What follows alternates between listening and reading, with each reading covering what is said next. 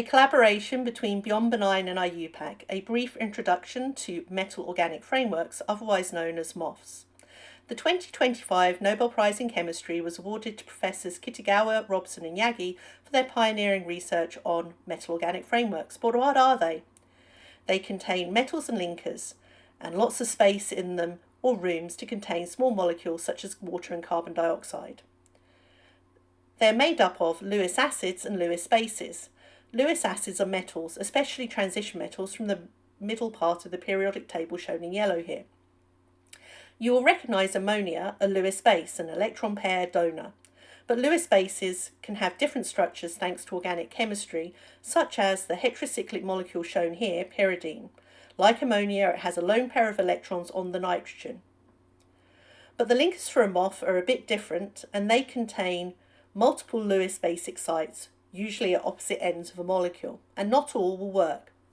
Ethylene diamine, abbreviated as EN or ethane 1,2-diamine, contains two Lewis basic nitrogen atoms, but due to the flexibility of the two-carbon chain between them, the structure is flexible, it can move around. It can wrap around a single metal atom and make two metal nitrogen bonds.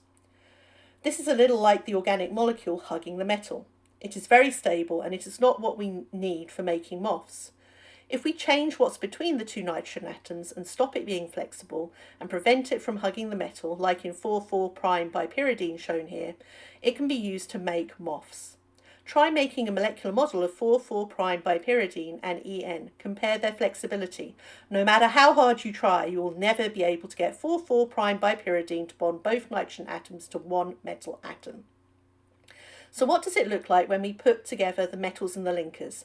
This is the small part of the structure of a material known as MOF5. You can see an empty space in black in the middle between the organic molecules in grey, Lewis basic oxygen atoms shown in red, and metal atoms near the corners of the cube in purple.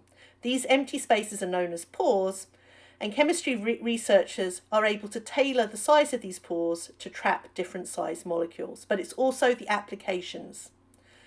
They showed that MOFs can be used to harvest water from desert air. During the night, water molecules get trapped in the pores, and during the day, when heated by the sun, the water is released.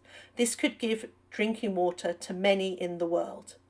Scientists have also found that MOFs can trap pollution from factories and power stations, including carbon dioxide that causes climate change and toxic gases that are produced in the electronics industry. A fun fact is that waste plastic bottles made from PET or polyethylene terephthalate can be repurposed and used to make the linker molecules that are present in many MOF structures. Repurposing waste like this is very important for sustainable development, and chemistry is critical in this area. Every day, new MOFs are being discovered that will benefit us all in the future and help us to live sustainably and protect the planet. There's so much for chemists to do.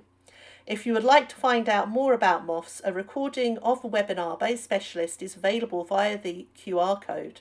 Thank you to Benign and IUPAC for supporting production of these videos.